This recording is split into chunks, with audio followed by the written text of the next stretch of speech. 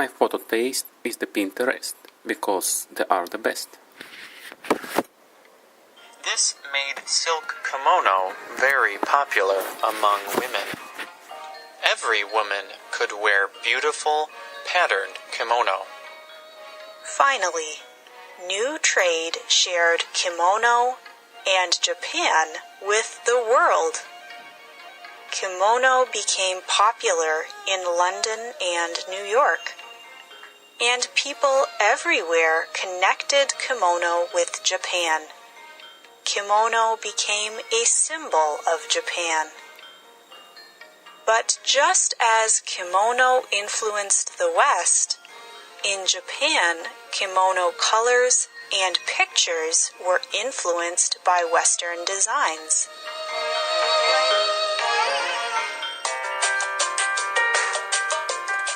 However, since that time, people have stopped wearing the kimono very much in Japan. This was particularly true after World War II. More and more people chose Western-style clothes.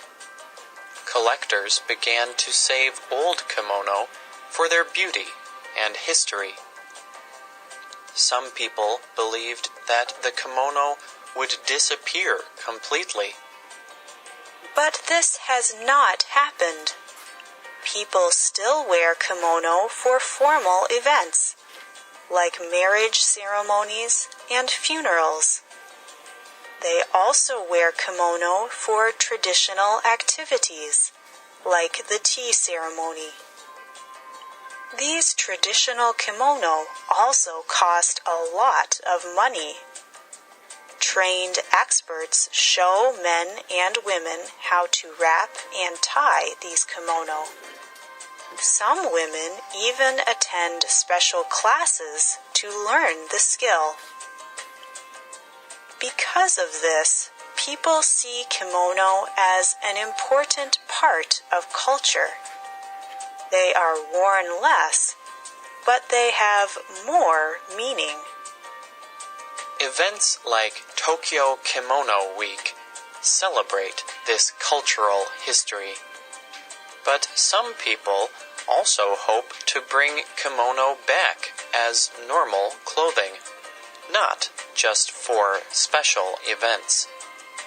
These everyday kimono are still most popular for women.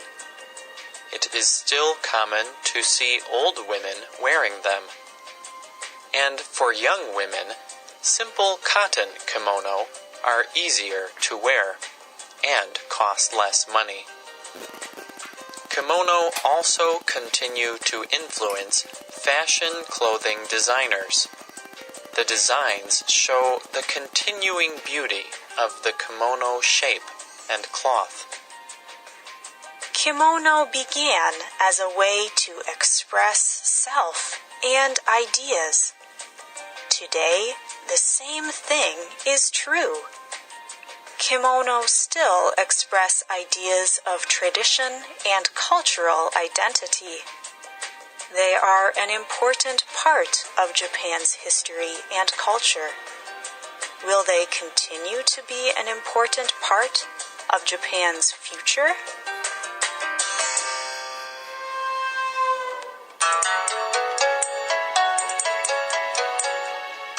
To share your comments and to see pictures of kimono, please visit our website at www.radio.english.net.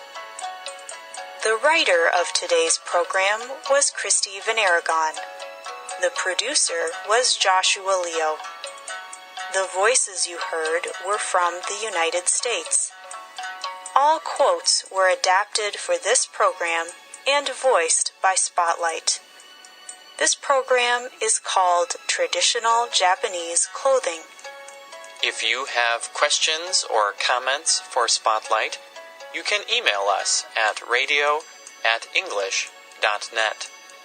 You can also find Spotlight on Facebook. Just search for Spotlight Radio. We hope that you can join us again for the next Spotlight program. Goodbye.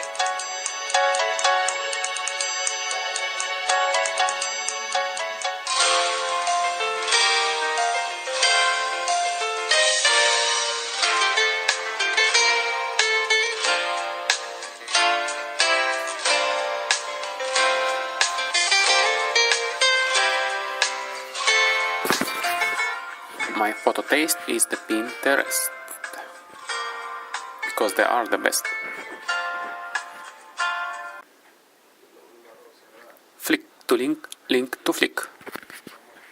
After all, we all play with those since we were kids, and they are also pretty cheap and can be found anywhere around the house. And I prototyped a project where students can create a light-up creature using fabric and googly eyes. They were all helping each other in classrooms and were laughing and discussing the project. And most importantly, they were able to insert their own creativity into the project. So because of the success of this project, I continued to create more engineering projects to challenge my students. And I also started to take these workshops out of the school and into the community. And something really interesting happened. I noticed a lot of people from very diverse backgrounds started coming to our workshops. And specifically, there were a lot more women and minorities than I expected, and that you wouldn't usually see at a traditional engineering workshop. Now, take a look at this employee report at a major technology company in 2016. Women make up only 19% of the technology workforce, and underrepresented minority make up only 4%.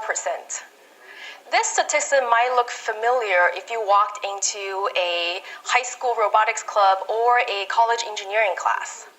Now, there's a wide variety of problems that contributes to the lack of diversity in the technology force. Perhaps one solution could be to introduce technology to students through creative projects. I'm not saying that this could solve everything, but it could introduce technology to people who originally wouldn't be interested in it because how it has been portrayed and taught in school. So how do we start to change the perception of technology?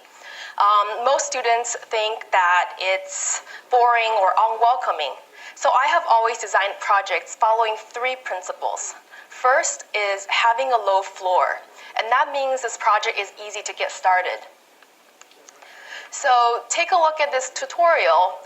The first project we ask students to learn is to make a circuit on paper. As you can see, it doesn't take very long to learn, and it's pretty easy even for beginners. And having a low floor also means that we are removing the financial barrier that prevents people from completing a project. So with paper, copper tape, light bulb, and a battery, people can complete this project for under $1. So second principle is having a high ceiling.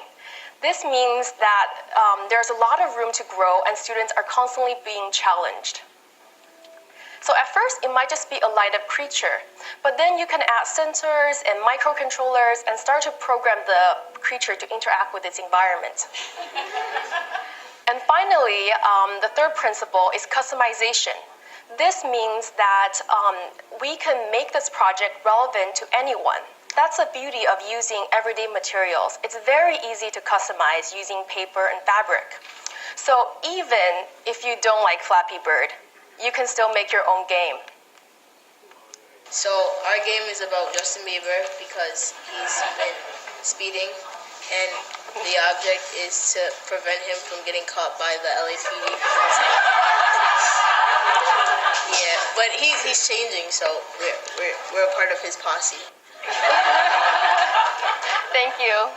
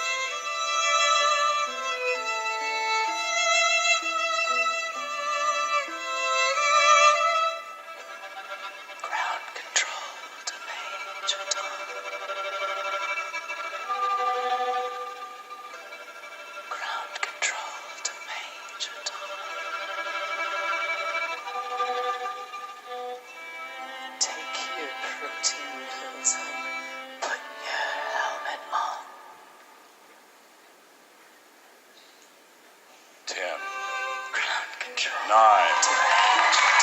8, 7, 6, 5, 4, 3, 2, Check ignition 1. and may God's love Lift off.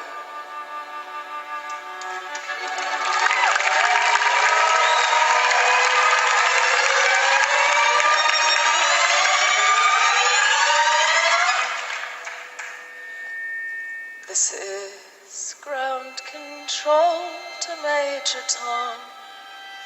You've really made the grade. And the papers want to know whose shirts you wear. Now it's time to leave the capsule if you dare. This is Major Tom to ground control. I'm stepping through the door, and I'm floating in a most peculiar way. And the stars look very different today. For here am I floating around my tin can, far above the world. Planet Earth is blue, and there's nothing I can do.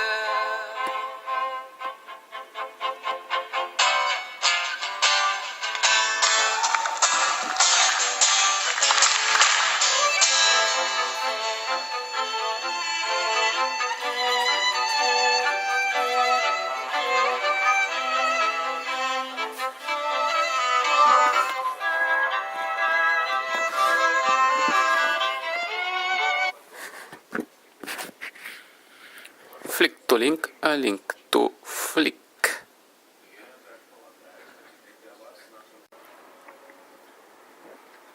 My photo taste is the Pinterest, because they are the best. This made silk kimono very popular among women. Every woman could wear beautiful, patterned kimono. Finally, new trade shared kimono and Japan with the world. Kimono became popular in London and New York, and people everywhere connected kimono with Japan. Kimono became a symbol of Japan. But just as kimono influenced the West, in Japan, kimono colors and pictures were influenced by Western designs.